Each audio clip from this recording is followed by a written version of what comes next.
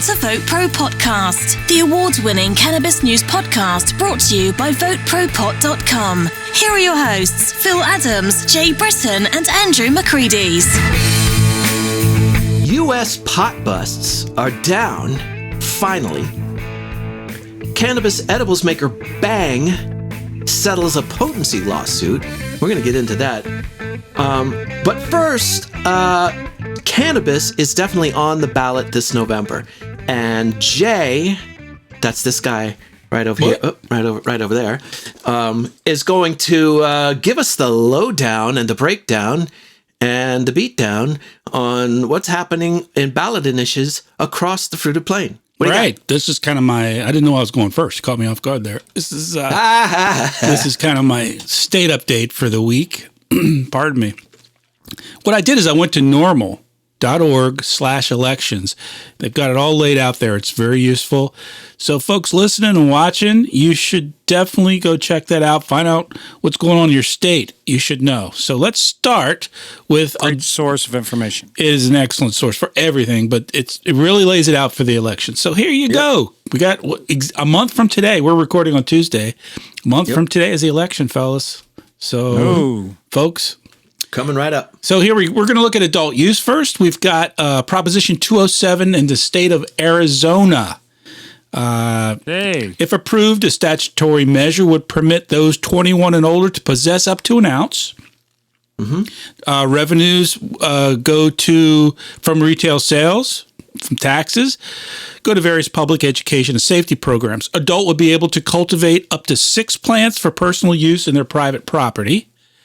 And those with marijuana convictions would be permitted to petition the court to have their records expunged. So that's okay. So that's Arizona. That's not too bad. Go Arizona. Vote Arizona for that. Prop 207. So if you're in Arizona, vote for yes Prop on 207. Vote yes. That's right. Well, Arizona is turning into a real purple state, isn't it? Oh, absolutely. Yeah. It is. Surprisingly it definitely is. so, because it was red forever.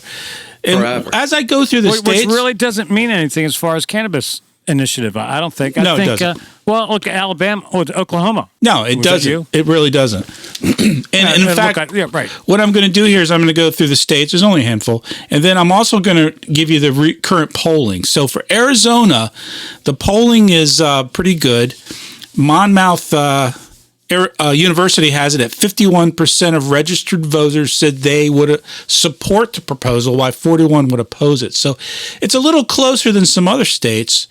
But as you guys know, and our listeners and watchers know, adult use is always a little closer than medical. So let's move on to Montana. Montana, interestingly, has 2 initiatives, I-190 and CI-118. Essentially, if approved, statutory initiative would allow adults to possess up to an ounce and cultivate up to 4 mature plants for their personal use. They would impose a 20% tax on retail sales, and revenue from those sales would be directed to support substance abuse treatment, veteran services, healthcare, and other programs.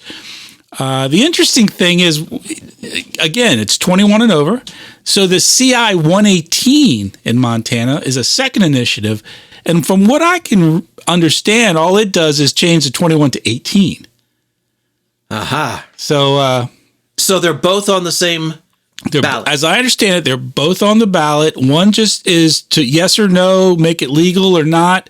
And the other one says, well, the first one says 21 or older. The second one says 18 or older. So that's how I read it anyway.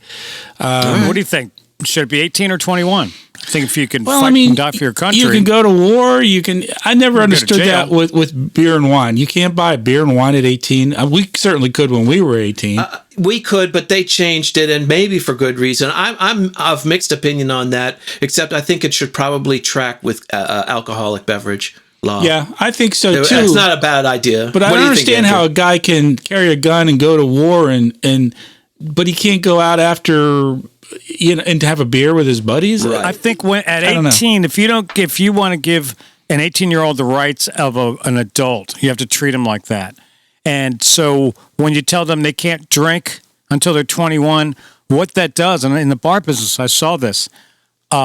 it makes all these 18, 19, and 20-year-olds socialize with the high school kids because they're not allowed to go to bars and engage with people older than them. So, and these 18, 19, and 20-year-olds they have some money, they got more connections, they can get alcohol and drugs, and then share them with the high school kids. Right. So I think, at 18, you go to college, grow up, you start hanging out with adults, I mean, let's let the high school kids stay. When you get to be our age and if you're around 18-year-olds, you say, these are children, man. Right. But let's face it. They can vote, they can go to war. Yeah. So.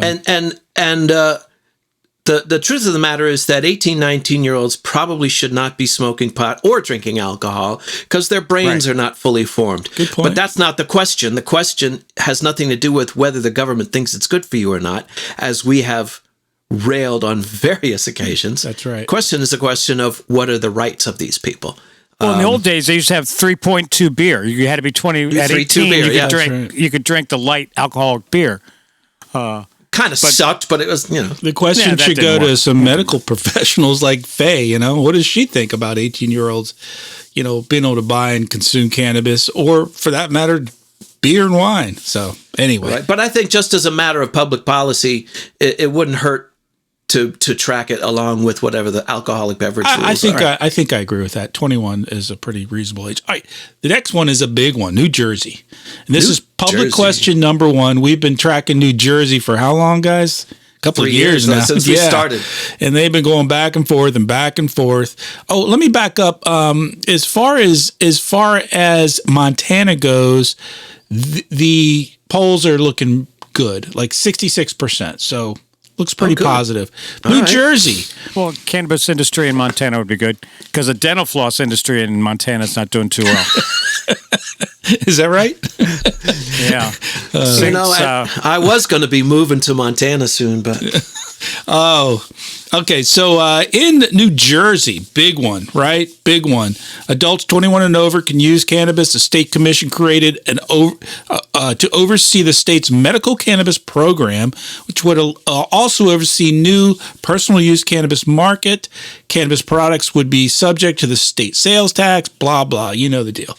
So right now it's polling 66 to 27. Now that is a proposition. What's the they call it a public question, but essentially it's a ballot initiative. It's the same thing. Does it have like a number designation or something? No, it's public question number 1.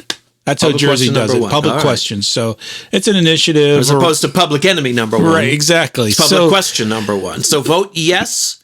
Are we saying that they should vote yes? Vote for, vote in the affirmative, yes. So the polls are looking very good. It's, looks like a done deal in New Jersey. Sail.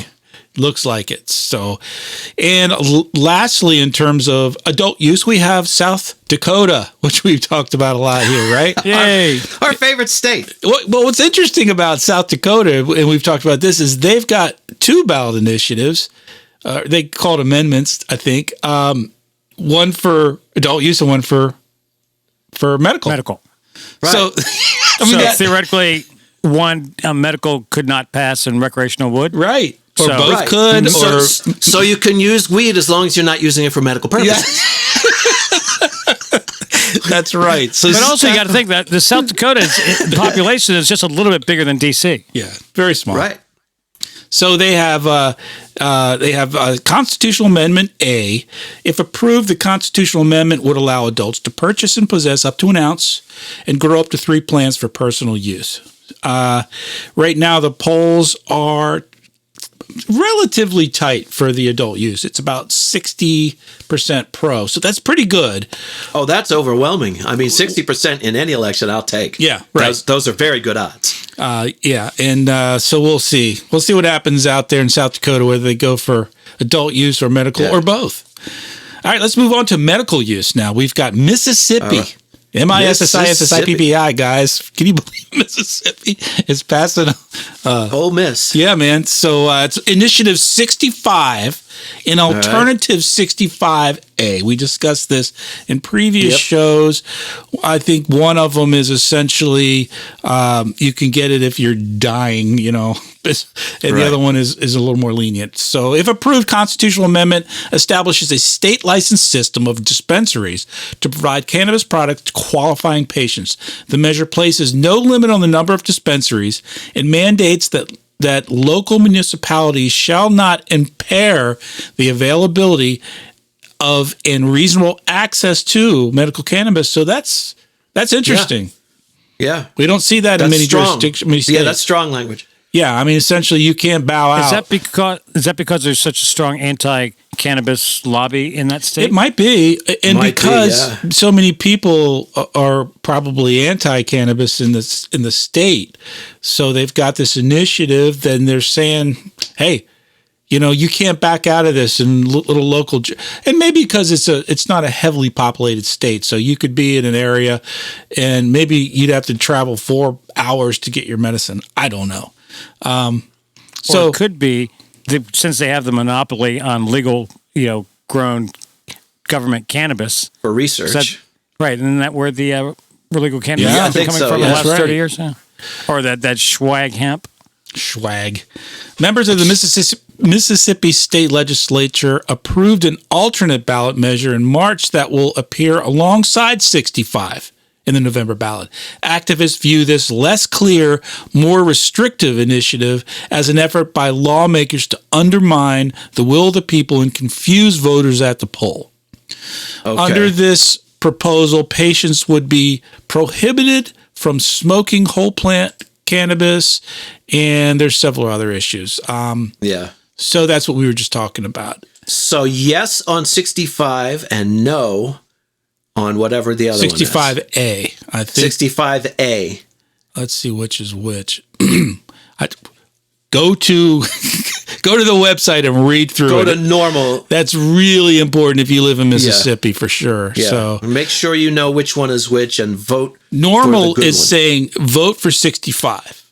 65A, vote against. Okay. All right. So 65 is what you want. 65A, you vote no. The polling is... At least we're getting... In states like that, they're voting on it. I mean, really, as little as 5 years ago, you never would have thought they would have been. Not a chance. At all, yeah. I mean, that shows a really coming along way. I mean, when we started this show, if somebody told me they'd be having a ballot initiative in the next couple of years in Mississippi, we'd have laughed. Oh, I mean, seriously, right? I'm still laughing. Right? So the research has 63% of respondents support 65. 18% support 65A.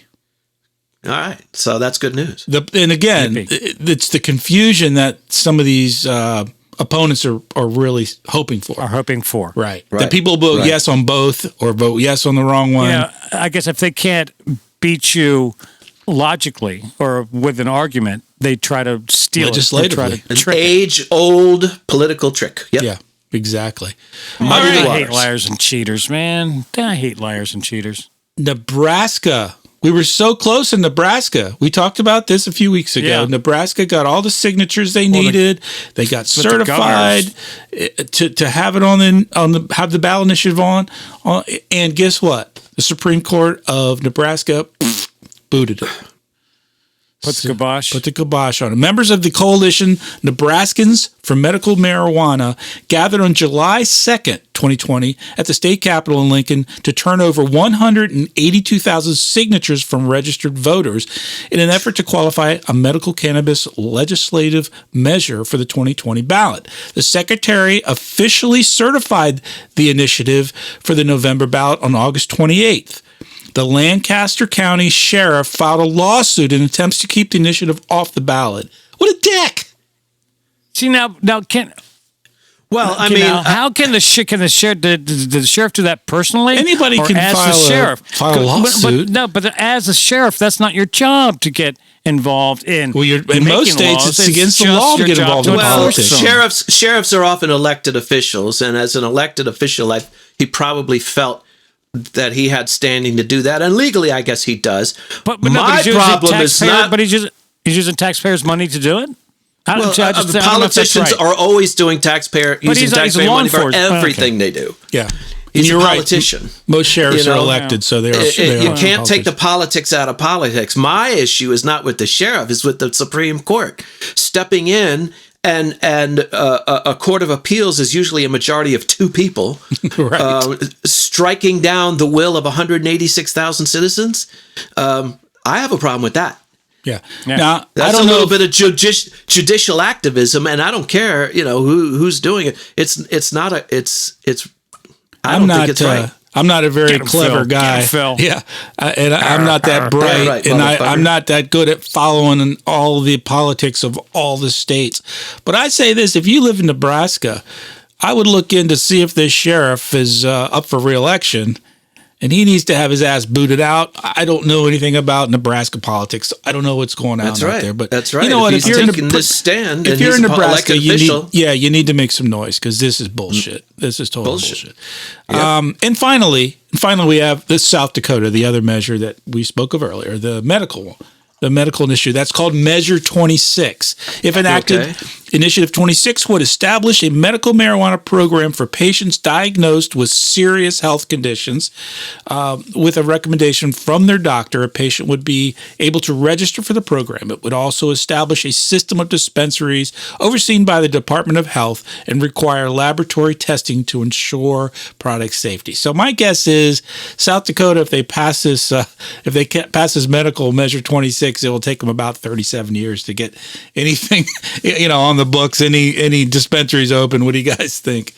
Well, maybe not 37. Well, you'll notice 34, maybe, but not 37. Some of these have really laid out, clearly what will happen if it passes. It says how much money how much taxes they're going to be, where the money's going to be appropriated that comes in, how they're going to set up the dispense. It's very clear. But some of these medical, we've seen this before in other states. They pass an initiative with no clarity to it, and then the legislators, the opponents, just kick it down the road, man. Yeah, but as Andrew very rightly put it, just not too long ago, this would have been unthinkable not too long ago. Right. This could be one of those nose in the camel's tent type of initiatives. Right. Once you get, once you passed something, it's very hard for the elected officials to go back and say, well, this is wrong, this is bad for you, this is immoral, good people don't smoke marijuana, Right. The other thing that's happening, it's much more difficult. The other thing that's happening is the people writing up these the legislation are learning from other states. Yeah. So when a new state comes up with a medical, there's somewhat of a template now that they can sort of learn from. Or before, like in Colorado, the first time out, that was total shoot from the hip. Let's see what we can get. And, federalism at work. Laboratories. So now of some of these democracy. states are coming up with a lot better proposals. Well, I tell you, back to they also list the presidential candidates and so forth and so on, other candidates. So I highly recommend before you vote, definitely go to norml.org/elections, and they have links to your state. You can see what's going. There are smaller initiatives that I didn't go through because they're very like, for example, Ohio has one that essentially is just on voting at certain little jurisdictions, whether they lower what the penalties, the minimum penalties or maximum penalties are for possession, that kind of thing. Real small stuff, but those are something you should look at if it's in your state. So highly recommend it. And folks, we really encourage everybody to get involved, learn these initiatives, learn what's happening in your state. Go to VoteProPot.com. We've got a whole Take Action page that gives you all kinds of things you can do to get involved and stay informed. Go to the NORML website, and there are others that we link to. The Marijuana Policy Project, just to name a few. We've even got numbers to how to get in touch with your congressman and senator. Right. So, and while you're at it, if you like the show, if you enjoy the podcast that we bring to you every week, hop on to Apple Podcasts, give us a 5-star rating. It sure would make us look good, and really that's what's important here. is making us look good, right? Wouldn't you say, Andrew? Especially now that you can see our show on video. That's right. Okay, we need all the help we can get when it comes to looking good there, but you got like pot leaves in your eyes, dude. That's I think it's the coolest thing. I like it. Really awesome. I noticed that my glasses are reflecting. I'm doing that on purpose. I'm trying to get this one. But before you had all these radiation waves coming out, which was very trippy, and now you're getting trippy on us again. I like it. Well, it's because last week it was like a birthday cake, and this week I'm smoking a sour diesel. That's what it is. Okay. Well, listen, if you're listening to our podcast, if you've been a long time listener, been doing this for 2.5 years, but you like to check out the video, go to YouTube and just do a search, one word, Vote Pro Pot. You'll land right on our page, and you can check out the videos. Right, guys? That's right. See us live. Next week we're doing the show topless, by the way. Yeah, you don't want to miss that one. Yeah. What's next, guys? I already don't wear pants. Me either. Is that a medical condition? Yeah, it's a rash. We don't wear pants. That's a good name for a band. Yeah, it is. Except for, the Red Hot Chili Peppers already covered that. So that's true. So what's going on in law enforcement on the federal level? It seems that the tide has turned somewhat. Now, we all expected cannabis busts to go down after a lot of states started legalizing. Really wasn't the case at first, right, Andrew? Well, actually, in the last 3 years, the number, even though with all this legalization and decriminalization, especially the decriminalization, you would think, arrests for cannabis kept on climbing. In fact, this for the last 3 years, it was going up, but this past year, it actually went down. It fell by 18%, only because I think California, Oregon, Washington, I mean, all these states are either legalized or decriminalized. Big population got to stop states, seeing some, or arrests got to stop, go down sometime. Jeez. Right. So that's a national number that. Yeah.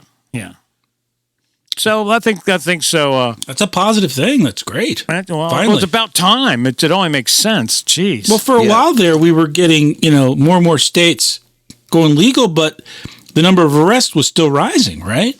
Right. Did that for a few years. It's gone down, but it's still from 16 to 17 to 18, but not 19. But still, more people get arrested for marijuana than all violent crimes combined. Yeah. And the vast majority, I think 90% of those arrests that they're still being done are simple possession. Right. Get pulled over by a cop who's got a bad attitude, and you got a joint in your car and maybe a little eighth bag.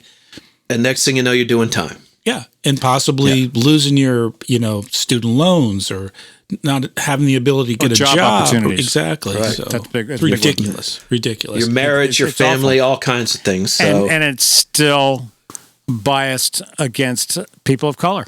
Absolutely. Especially it young men of color. I mean, the numbers don't lie. Right. All young men of color get arrested 4 times as much as white guys do. And they don't smoke more weed than white guys. They may smoke better weed. They don't smoke more. Shout out to my brothers. Yeah. No, it's not funny. And then really, lastprisonerproject.org is something you should go check out because you must check that out. They do great work there. Yep. But at least for us, we're going in a good direction. We're starting. Some trends are going in our direction. I think we still talk about how horrific it is, but it's nowhere near as bad as it was. Just think about what it was like 20 years ago for cannabis enthusiasts. Yep. You couldn't even talk about it out loud. That's right. If we did try to do this online 20 years ago, the cops would have been kicking our doors down. Yeah, that's right. I don't know, but maybe. Maybe. But the times, they are changing, and in this case, very much for the better. And we'll take whatever progress we can get in all of this. Montana, South Dakota, Mississippi, all of those places that seem like they're doing half measures. Half measures is better than nothing at all. Well, a lot of people are coming up with marijuana laws are evolving all the time. Mm-hmm. Now, we can see that in California, especially that they had the first, legal medical marijuana program. And now, just recently, in the last few years, they have a new recreational program, and their laws are all over the place. They're still tweaking them, and and I think that they still have a lot of work to do. But something is on the horizon. I think I'm really excited about in Colorado.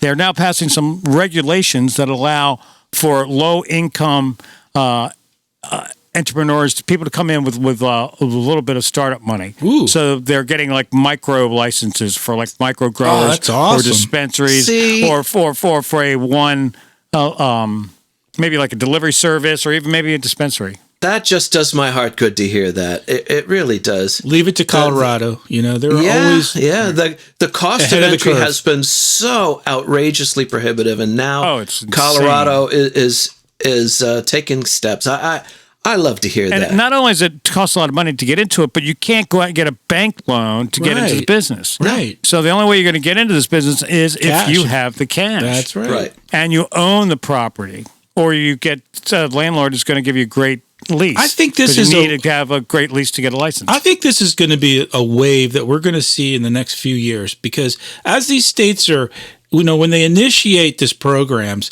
they really need big vertical companies to come in with a lot of cash, possibly multi-state companies, because they can't afford the failure.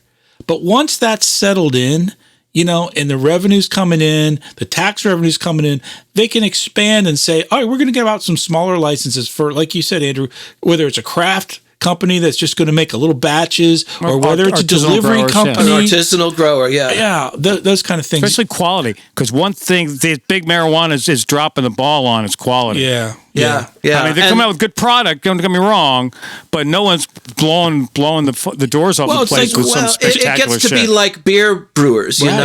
There's nothing wrong with Budweiser. It's just kind of harmless, standard, nothing special beer. Yeah. But the microbrews are, where a lot of the action is as far as, really good tasting beers goes. Right. And I think the same thing is going to happen with this sort of, we talked about the Appalachian system. I forget what it's called. It's a French word. It's neither, but it's close. It's regional growers where the brand strain is of the brand geographically. Correct. Right. And I think and one of the reasons Colorado's been able to lead the way in this is that, just like you say, Jay, and I never thought of it in these terms, but I think you're absolutely right. Their cannabis industry is kind of established now. Mm-hmm. It's settled, and now there's room for these smaller entrepreneurs, low-income free market, entrepreneurs. Baby. Free market. Yeah, free market. The word is it's some of the best marijuana in the world is grown in Colorado. Is that right? Mm-hmm. Mm-hmm. Well, so a lot of the best strains and products grown legally is grown in the United States now. And a lot of that is from Colorado. Right.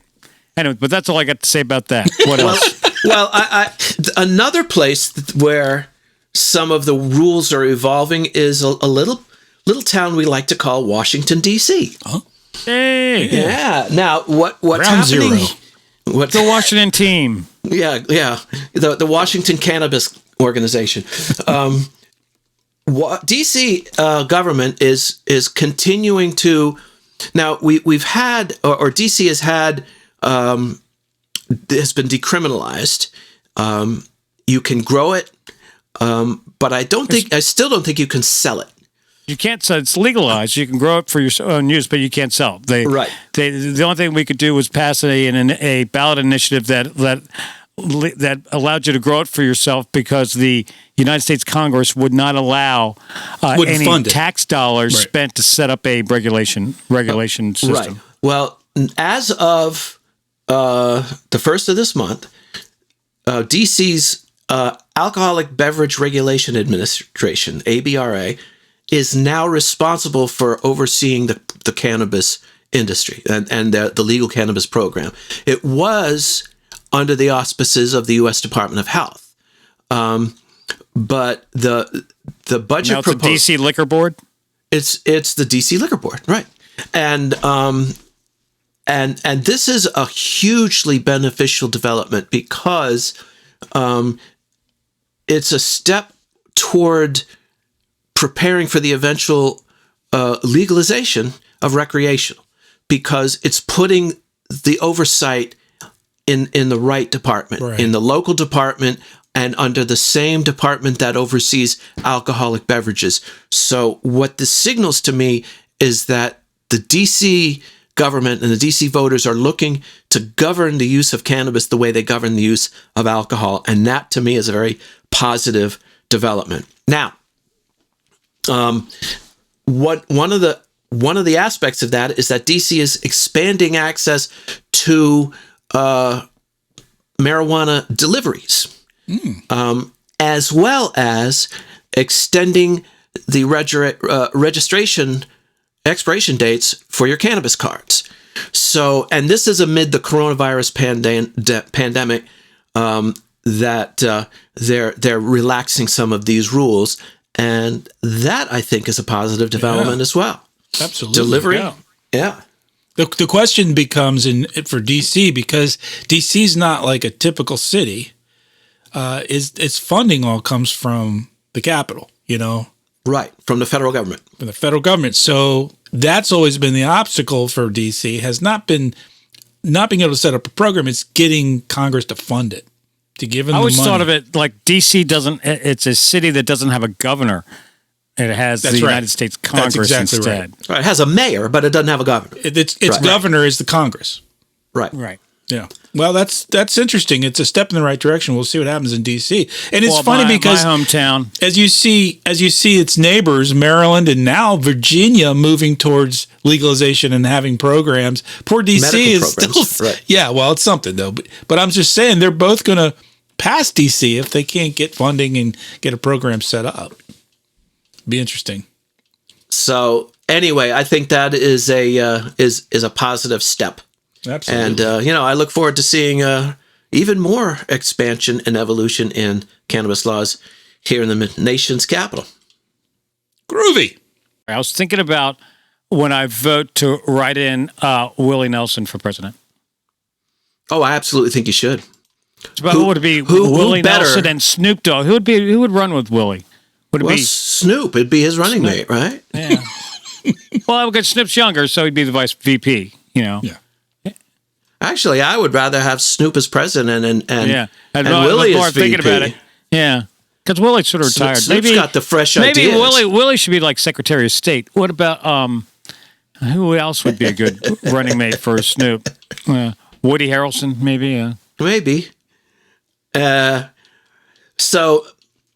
So much for the celebrity worship here. We'll go to that segment again next week. In the meantime, have you guys ever heard of Bhang Corporation? It's a maker of cannabis edibles. Sounds like a porn site or something. I know. Bhang. Is it Bang? Do you know how to? No. Anyway, they are a manufacturer of cannabis-infused products, and they have been named in a lawsuit. Are being sued for misrepresenting the cannabinoid content, specifically THC and CBD levels of its chocolate products, and in breach of California consumer protection laws. How far off were they? Yeah, how far off were they? Well, it doesn't give us numbers, but I guess if you read the suit, it would. But the plaintiff is Charles Ballot, and I don't know what his connection to it, but he filed a suit in U.S. District Court in the Central District of California that the lawsuit has been settled in its entirety as to all parties and all causes of action. So they have settled the lawsuit, and that's probably why the details and the numbers were not made public. Right. But he filed suit against, and Bhang Corporation is based in Toronto, and he alleged that he purchased their medicinal chocolate that had a specific quantity, that's all they're going to say, of THC and CBD between 2016 and 2018. He said that he had independent labs test the chocolate, and the results apparently revealed that it did not contain the amount of CBD specifically that was labeled, that was advertised. So he took him to court, reached a partial settlement in August, but the amending complaint had several other parties as defendants in the case. So I guess Bhang Corporation said, "Okay, Uncle, you win," and they paid him off. Wow. So I've never seen Bhang Corporation products. No, I haven't either. We don't have them in Maryland. No.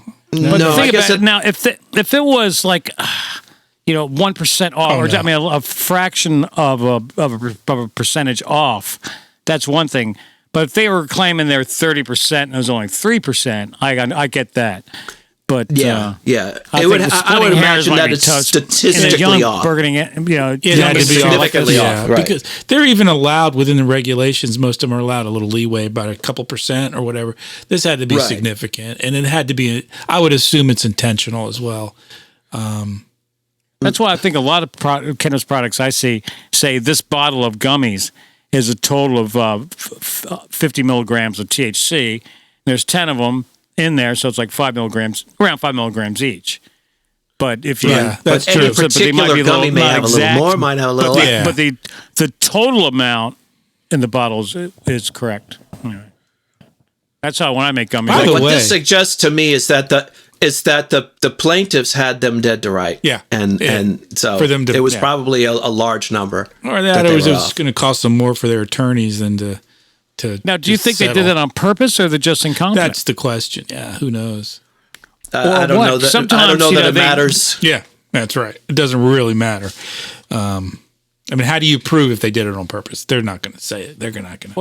Well, the other thing that might happen is, when they made it and they start processing it, they put that much CBD in it, but the end product somehow you lost some CBD somewhere. Right. Right. But which is feasible. Sure. But, the consumer is an aware consumer, and they're going to keep an eye on things. And it used to be buyer beware. Now it's seller beware. Do you remember that story I did a couple of weeks ago where they went around and bought a bunch of gummies and stuff from different and then tested them? Yeah. The ones, it was in Canada, as a matter of fact, what this company is, and none of them were right. Some of them were off. Way off. Way off. Significantly, yeah. And that was for their flour. That wasn't even their edibles. No, it was tinctures and edibles and all kinds of products. Oh, was it? Yes, it was. Oh, okay. Mostly tinctures, but some of them were off 25 or 30%, so it was pretty huge. Anyway. You hear that? Now, I would be interested to see what this company's stock prices are doing today, but we'll take a look at that another time. Well, folks, we are absolutely overjoyed that you saw fit to join us here today on Vote Pro Podcast. We're really glad to have you. We're so encouraged by the feedback we get and the comments. You guys are great. Keep it up. Check us out at VoteProPot.com. Leave us a message. Check us out on Apple Podcasts. Give us a 5-star rating. Give us a review. And contact us by other means, Jay. Why don't you send us an email at podcast@VoteProPot.com. Share us with your friends. Check out our YouTube page to see this in video if you're not already. And be sure to check out our friends at ProCannabisMedia.com. With we got to remember Jimmy Young, Kurt Dalton, and our own Phil Adams, who does a segment on their We Talk News, right? We Talk News, DC Report. So check that out. Andrew, what do you got? Check them out. Well, first thing, it's probably too late, but when you hear this, it's probably going to be too late in most jurisdictions to register to vote if you aren't already, because we're sort of getting down to the wire. But if you are registered, definitely don't forget, get out and vote. Just please. Pick up your neighbors, your family members, your mom, your dad, your kids, to take everyone. Plan out how you're going to do it. Call your friends. Go, okay, this is election day. There you go. Yeah. Have a picnic or something. But figure out how you're going to do it. So plan your vote. And other than that, if you want to keep appraised of what's going on in the world of cannabis, you can check us out not only on this wonderful podcast, and you can see us now on our YouTube channel. So please follow, and we're going to hit that little bell thing. Yep. Subscribe to our channel and follow us on social networking, which is fascinating stuff. We share the most interesting news articles relating to cannabis. They really are pretty cool. You got to check them out. Personally on the planet, absolutely. So go to Facebook, LinkedIn, Instagram, and Twitter, and do a search for Vote Pro Pot.